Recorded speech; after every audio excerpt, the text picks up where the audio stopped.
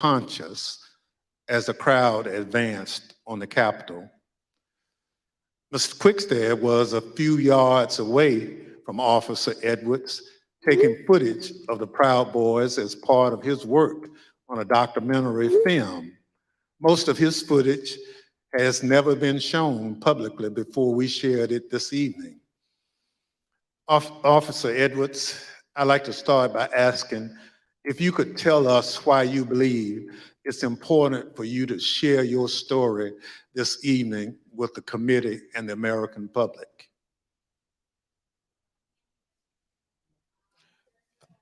Please, your microphone.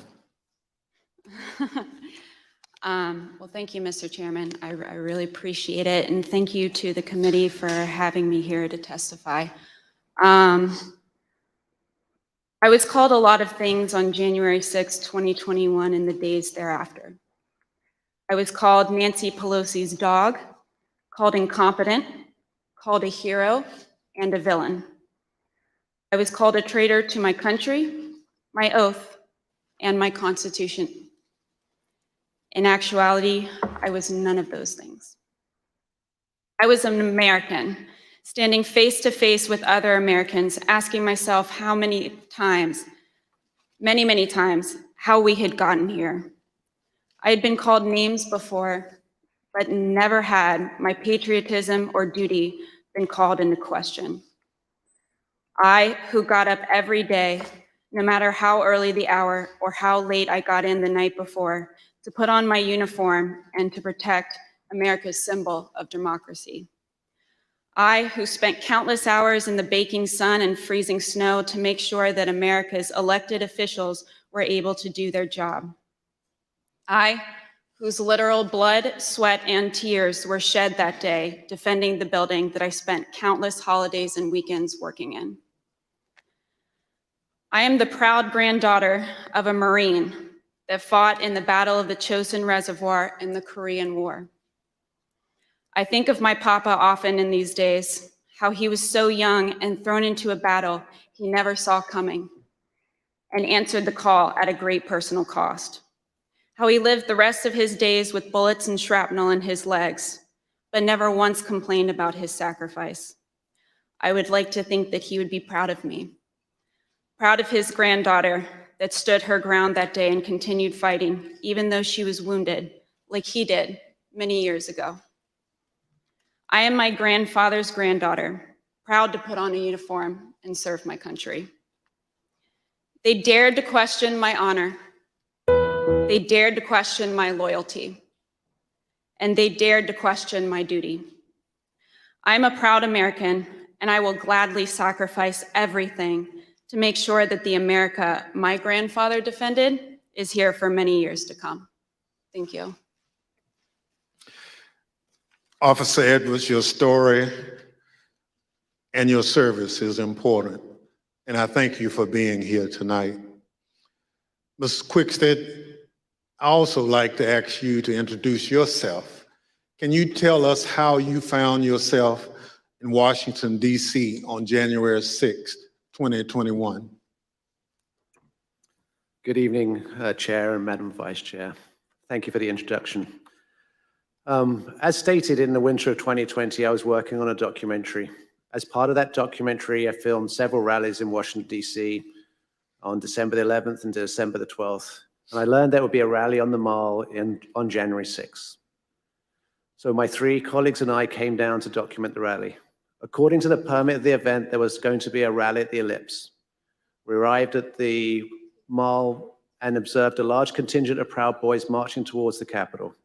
We filmed them, and almost immediately I was separated from my colleagues. I documented the crowd turn from protesters to rioters to insurrectionists. I was surprised at the size of the group, the anger and the profanity.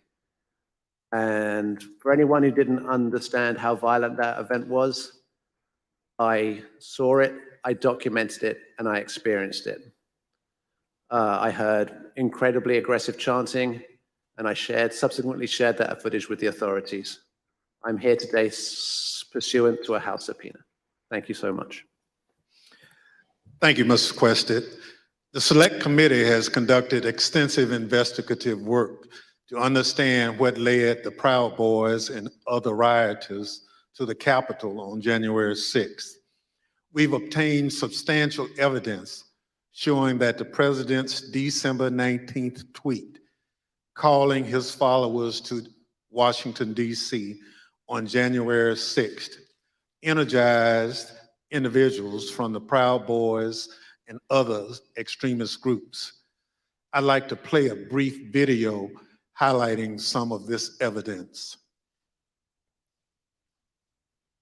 My name is Marcus Childress, and I'm an investigative counsel for the Select Committee to investigate the January 6th attack on the United States Capitol.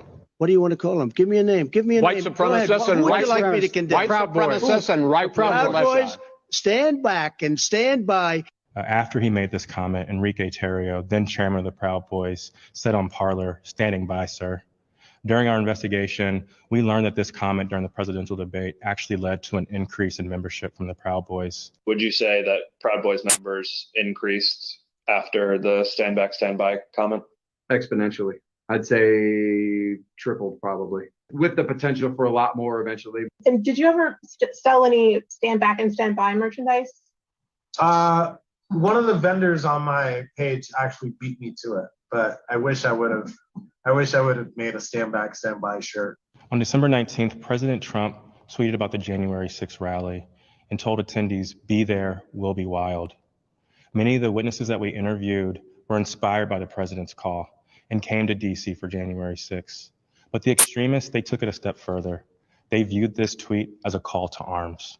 A day later, the Department of Justice described how the Proud Boys created a chat called the Ministry of Self-Defense Leadership Chat. In this chat, the Proud Boys established a command structure in anticipation of coming back to DC on January 6th. The Department of Justice described Mr. Tarrio coming into possession of a document called the 1776 Returns, which describes individuals occupying key buildings around the United States Capitol. The Oath Keepers are another group that the committee investigated. You better get your ass to DC, folks, this Saturday. If you don't, there'll be no more republic. But we're not going to let that happen. It's not even an if. It's either President Trump is encouraged and bolstered and strengthened to do what he must do, or we wind up in a bloody fight. We all know that. The fight's coming.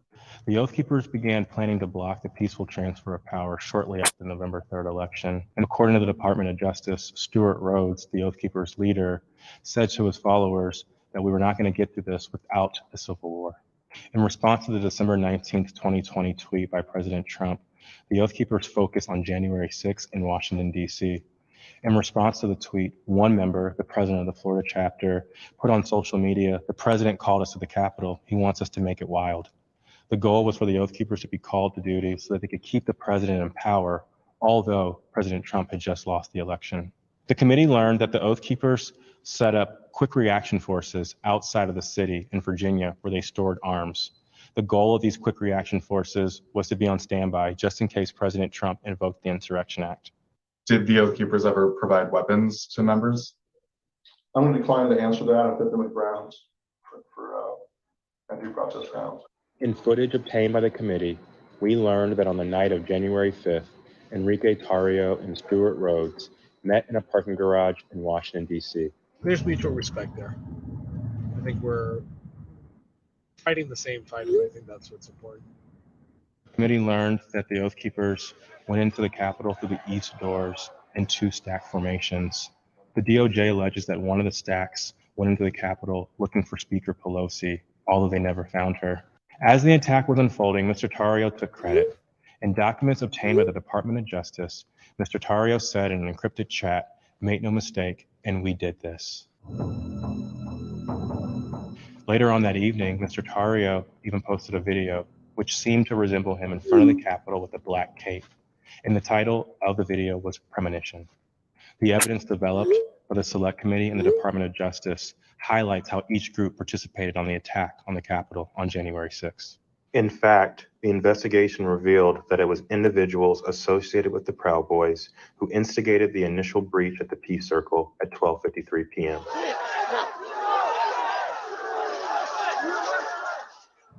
In 10 minutes, rioters had already filled the Lower West Plaza.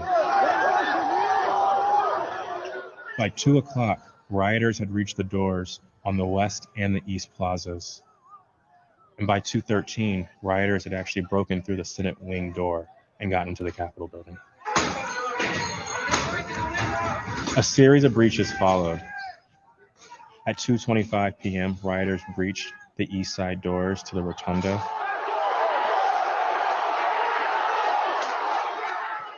And then right after 2:40 p.m., rioters breached the east side doors near the Ways and Means room. Once the rioters infiltrated the Capitol, they moved through the crypt, the rotunda, the hallways leading to the House chambers, and even inside the Senate chambers.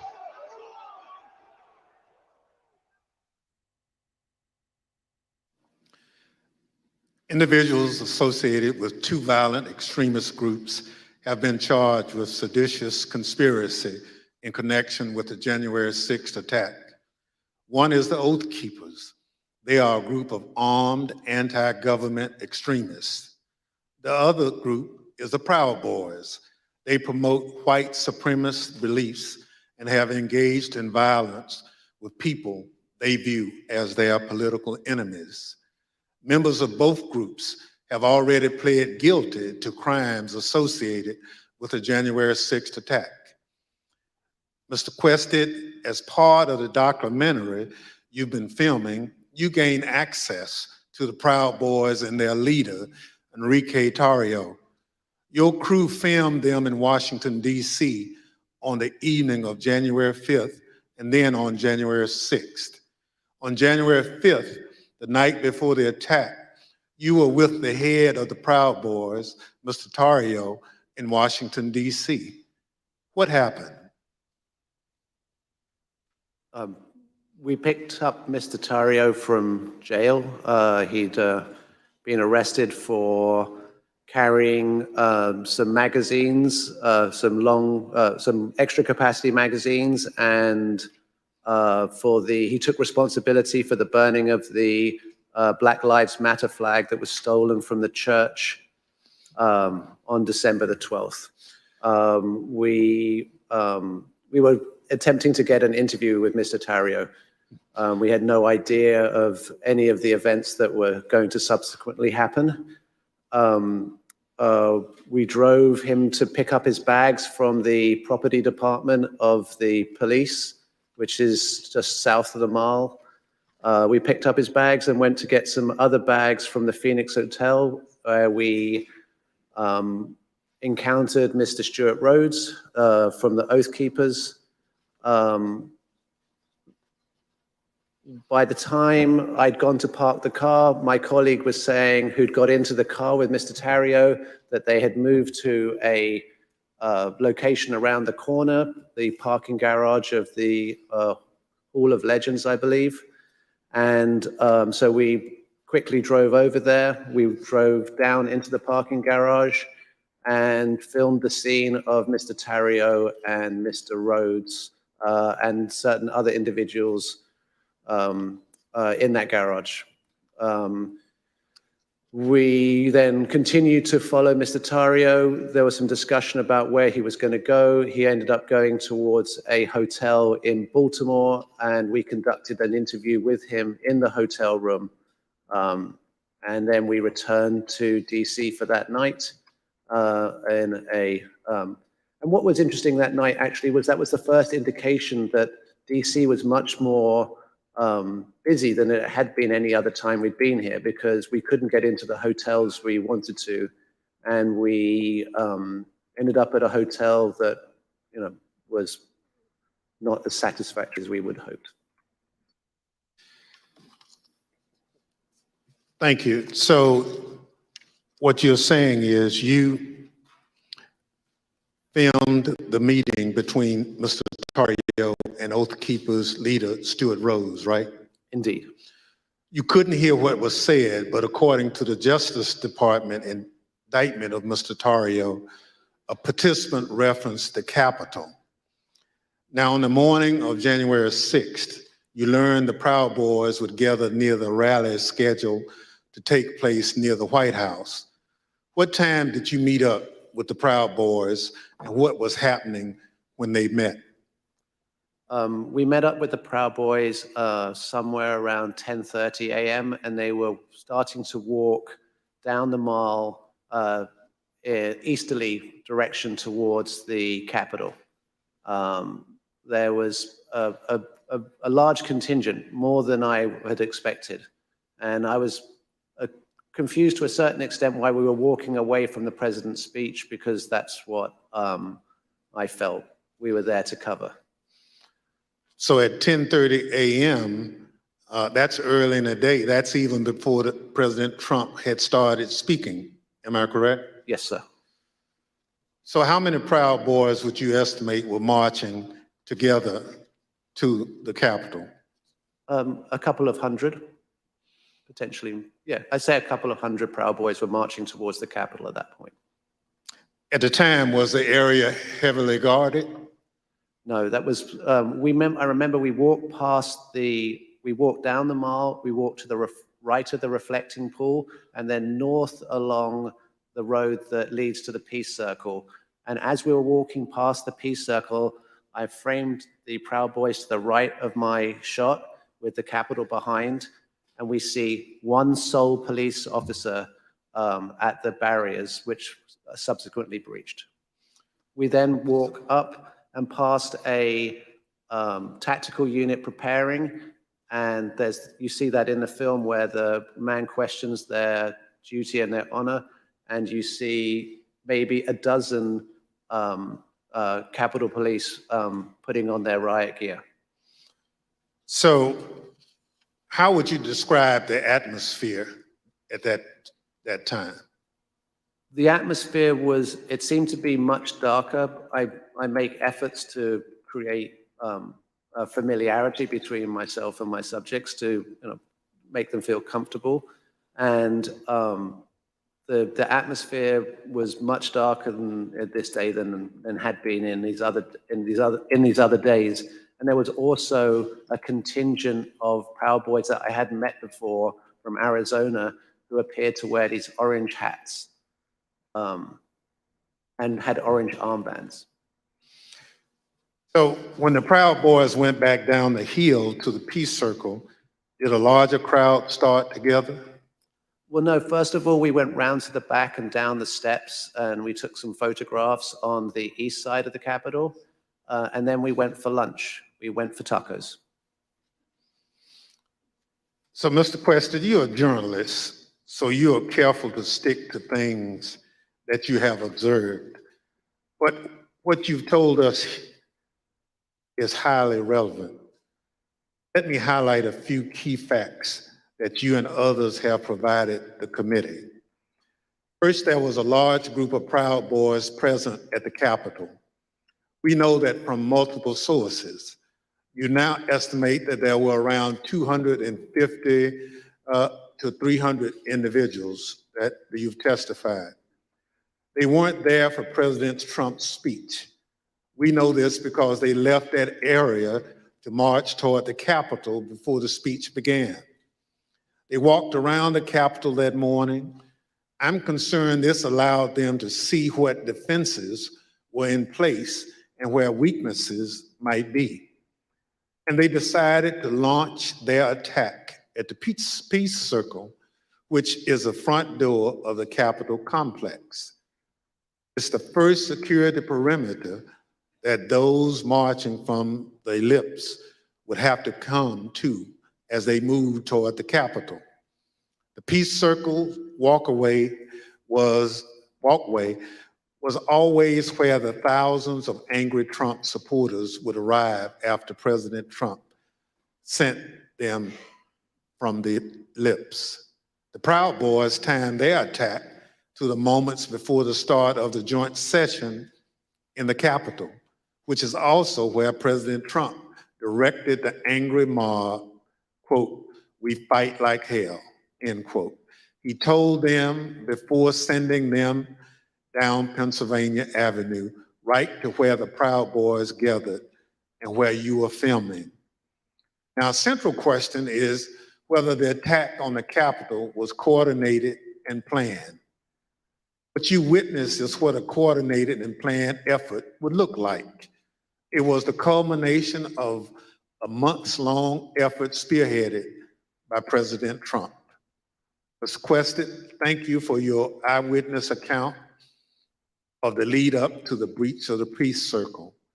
This brings us to a point in time where you and Officer Edwards were in close proximity. At this point, I reserve the balance of my time pursuant to 5C, Section 8 of House Resolution 503. The chair recognizes the gentlewoman from Wyoming, Ms. Cheney, for questioning.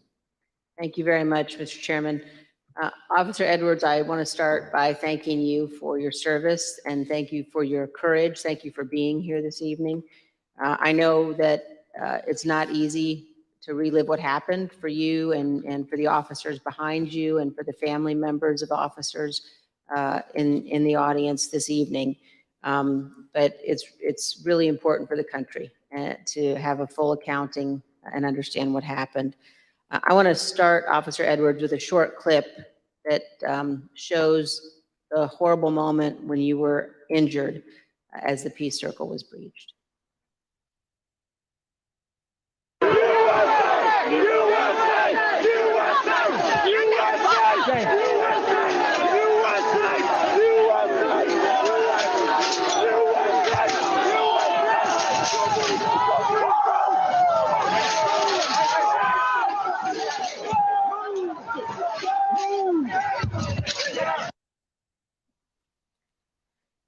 Officer Edwards, can you describe the crowd that had assembled at the Peace Circle as you and your fellow officers stood behind and guarded the bike racks at the Peace Circle? Yes, so there were about, I want to say about 5 of us on that line. And there was our bike rack, and then at the bottom of the Pennsylvania Avenue walkway, or right by Peace Circle, there was another bike rack. And so the crowd had kind of gathered there. It was the crowd led by Joseph Biggs, and they were mostly in civilian clothes. There were some who had military fatigues on. We could see people with bulletproof vests on, things like that. They didn't seem, extremely cohesive, but they had gathered there in their outfits, but they had gathered there together. And Joseph Biggs started, he had a megaphone, and he started talking about, first it was things kind of relating to Congress.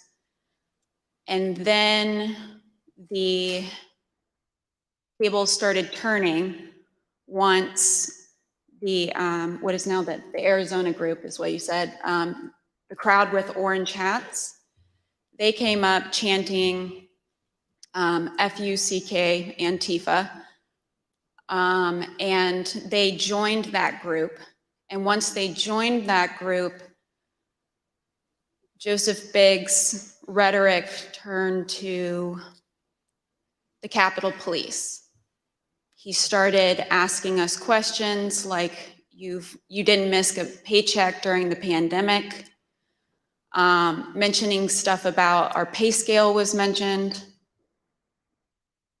and started turning the tables on us. And I've worked, I can conservatively say probably hundreds of civil disturbance events. I know when I'm being turned into a villain, and that's when I turned to my sergeant and I stated the understatement of the century. I said, Sarge, I think we're gonna need a few more people down here. And so after that, I think they started conferring. They went a little silent. They started conferring among each other. I saw the person now identified as Ryan Samsel. He put his arm around Joseph Biggs, and they were talking, and then they started approaching the first barricade. They ripped the first barricade down, and they approached our bike racks. You know, at that time, we started holding on, grabbing the bike racks. You know, there weren't many of us, so I grabbed the middle between two different bike racks. And, you know, I wasn't under any pretense that I could hold it for very long, but I just wanted to, you know, make sure that we could get more people down and get our CDU units time to answer the call. So we started grappling over the bike racks. I felt the bike rack come on top of my head, and I was pushed backwards, and my foot caught the stair behind me, and my chin hit the handrail, and then at that point I had blacked out, but the back of my head clipped the concrete stairs behind me. And you were knocked unconscious, is that right, Officer Edwards? Yes, ma'am. But then when you regained consciousness, even with the injuries, you returned to duty, is that right? Yes, ma'am. You know, at that time, adrenaline kicked in. I ran towards the West Front, and I tried to hold the line at the Senate steps at the Lower West Terrace. More people kept coming at us. It just seemed like, you know, more and more people started, you know, coming onto the West Front. They started overpowering us. And that was right about when MPD's officers showed up. Their bike officers pushed the crowd back and allowed our CDU units as well as theirs to form that line that you see, that very thin line between us and the protesters or the rioters, you know, at that time. I fell behind that line, and for a while I started decontaminating people who had gotten sprayed and treating people medically who needed it. And then you were injured again there on the West Terrace, is that right, Officer Edwards? Yes, ma'am. So after a while, I got back on the line. It was on the house side of the Lower West Terrace. And I was holding that line for a while. There weren't many of us over there. And Officer Sicknick was behind me for most of the time, for about 30 to 45 minutes that I was down there. We were just, as the best we could, we were just, you know, grappling over bike racks and trying to hold them as quick as possible. All of a sudden, I see movement to the left of me, and I turned, and it was Officer Sicknick with his head in his hands. And he was ghostly pale, which I figured at that point that he had been sprayed, and I was concerned. My, you know, cop alarm bells went off, because if you get sprayed with pepper spray, you're going to turn red. He turned just about as pale as this sheet of paper. And so I looked back to see what had hit him, what had happened, and that's when I got sprayed in the eyes as well. I was taken to be decontaminated by another officer, but we didn't get the chance because we were then tear gassed. And we are going to play just a brief clip of that moment that you've just described, Officer Edwards.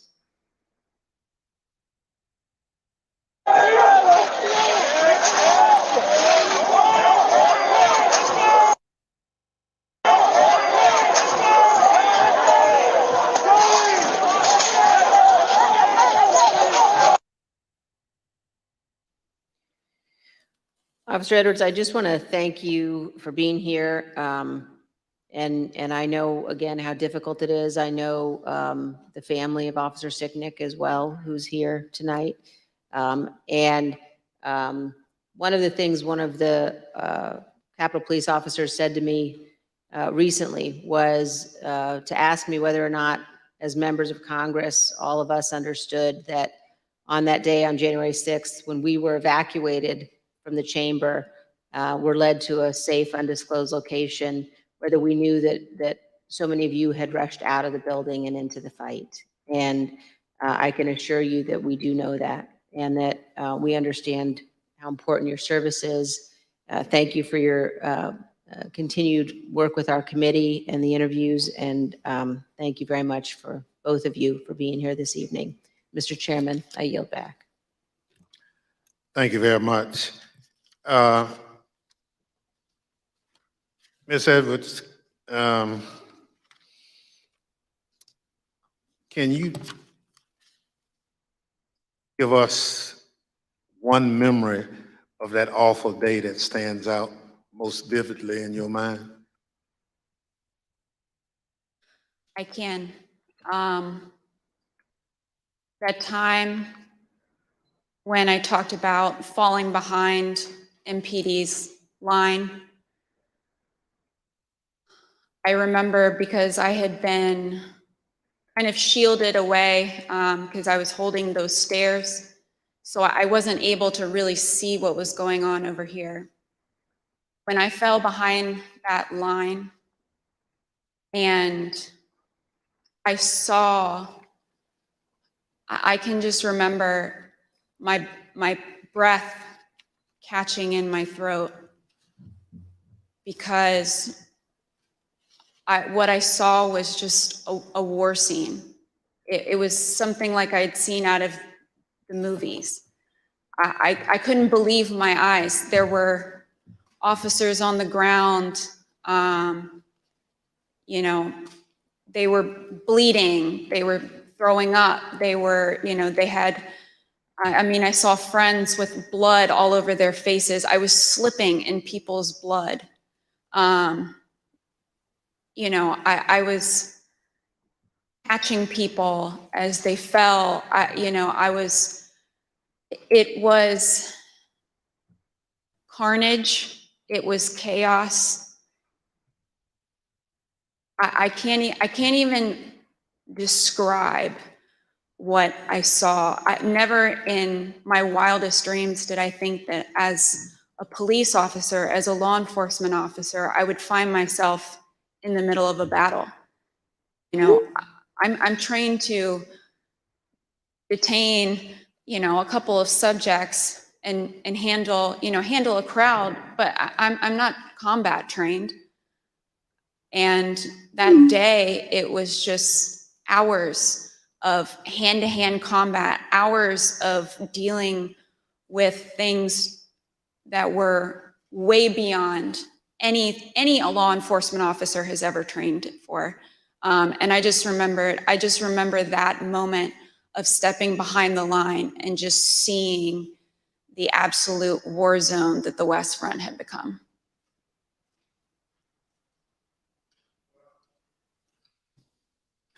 Let me thank you for your service and obviously your bravery that you have told the world about tonight. It's unfortunate that you had to defend the Capitol from fellow Americans. None of us would ever think that that would have to happen, but it did. So let me thank our witnesses for joining us tonight and sharing their experiences with America. Throughout my chairmanship of this committee, I've continuously vowed that this committee will ensure a comprehensive account of the heroic acts on January 6th, and that we will follow the facts wherever they lead. Your testimony is an essential part of that record and helps us do our job. Mr. Quested, thank you for sharing your footage and your account of the day's events with us. The images you recorded and have shared with the committee do a better job than any of our words in reinforcing the violence of January 6th. We hope that the power of your footage help encourage all Americans to consider how citizens with so much in common could viciously brawl at the seat of their democratic government. Officer Edwards, thank you for your brave service, as I indicated, on January 6th, and all you did to protect us, and most importantly, our democracy. If you and your fellow officers hadn't held the line against those violent insurrectionists, we can only imagine the disaster that would have ensued. Your heroism is the face of danger is admirable, and your will to continue to protect and serve despite your serious injuries should be an inspiration to all of us. We wish you a continued recovery and look forward to seeing you back in uniform sometime soon. The members of the Select Committee may have additional questions for tonight's witnesses, and we ask that you respond expeditiously in writing to those questions. Without objections, members will be permitted 10 business days to submit statements for the record, including opening remarks and additional questions for the witnesses. The witnesses have just told us what they heard the rioters saying while they stormed the Capitol on that day. Now we're going to hear it from the rioters themselves. Without objection, I include in the record a video presentation.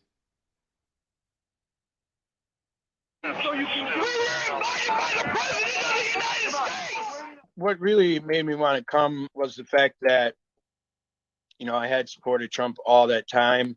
I did believe, that the election was being stolen.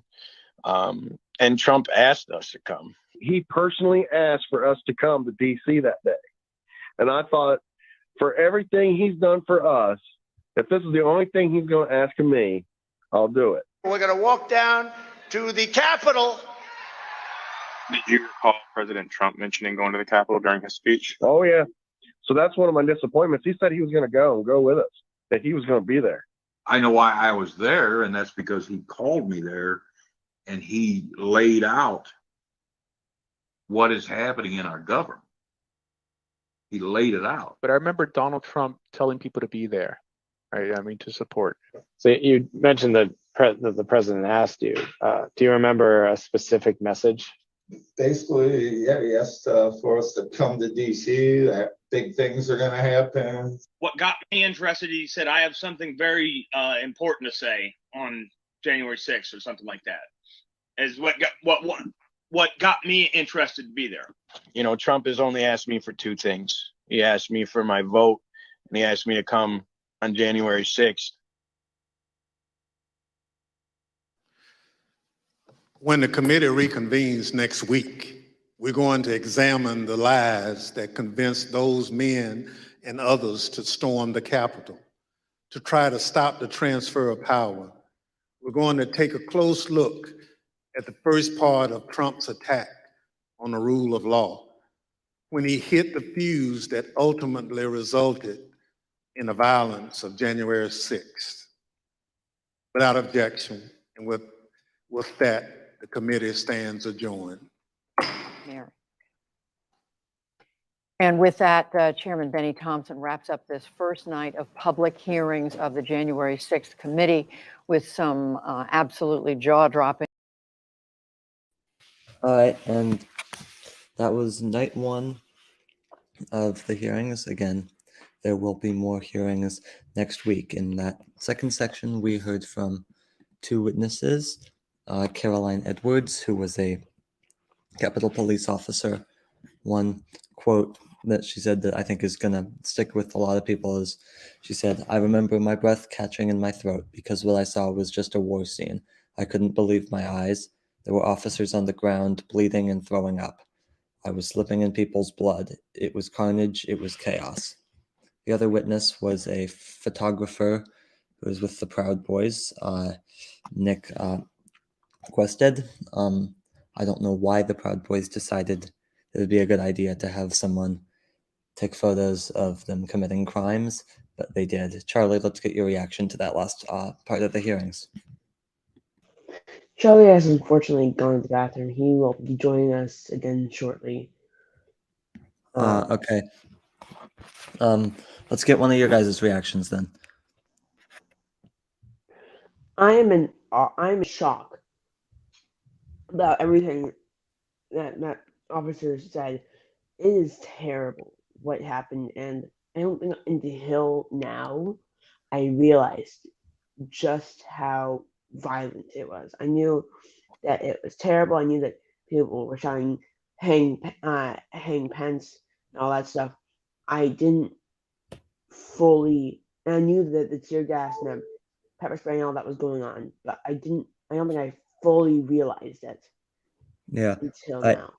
I think that Charlie is actually here. Are you there? I am actually here. Sorry, I don't know what Morris is doing. I removed you from the stream because I didn't want anything bad to happen with your mic. Oh, okay. Yeah, that was a very interesting ending, and I agree. It was weird that they were photographing themselves. It's just them showing that they're committing illegal actions. Yeah. I wonder, what is your biggest takeaway, do you think, though, from tonight? I think it's good to see that we're learning more about what's going on, and I think it's really important that we're having these hearings so that we can so that not only the people and the government, but really everyone can understand why why it happened, so we can prevent it from happening if it happens again. Yeah, and on that note, we actually got a comment from someone that, do you think Trump will try to overthrow the government again if he loses in 2024? Charlie? Maybe. I think it is a possibility. If he wins, he won't. But if he loses, which I think he will, then If he wins. he might. Yeah, and I think that on one hand, as we touched on this earlier, it will be a lot harder for him to overthrow it because he will be out of power. He won't have the power of the presidency. And we learned tonight that he was unwilling to call the National Guard. It will not be up to him to call the National Guard in the future. On the other hand, and we touched on this earlier also, there will be almost certainly a Republican Congress in 2020 on January 6th, 2025. Yes.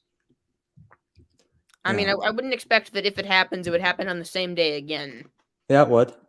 It would? Just for symbolic? No, because that's when they certify the election. That's true. Yeah, it is. No, Morris, I'm not gonna do that. Morris is trying to make me do something, but I'm not gonna do that. Yeah, I think this is an important step to understanding a serious issue in the U.S. Yeah, and we will have much more to come on this Tuesday's show. But for now, that's going to be it for us. We would like to give a big shout out to our technical team, led by Morris, and also with Zach and Drake for putting this on tonight. They did a phenomenal job, although we did have a bit of a bumpy start and a bumpy middle. We would like to apologize for that. Make sure to submit questions to anchor.fm/cctalks. You could be on the show also. Oh, hang on. There's one last comment. Yep. So they're asking how long are the hearings, Colin? Yeah, they will likely be, I think, 90 minutes in the future. The ones next Monday are not going to be in prime time, though. They will be during the day. But yeah, so make sure to submit questions to anchor.fm/cctalks. Also, follow us on Twitter at cctalkspodcast. For Morris, Zach, and Drake, I'm Colin. And I'm Charlie. We'll see you Tuesday, everybody. See ya.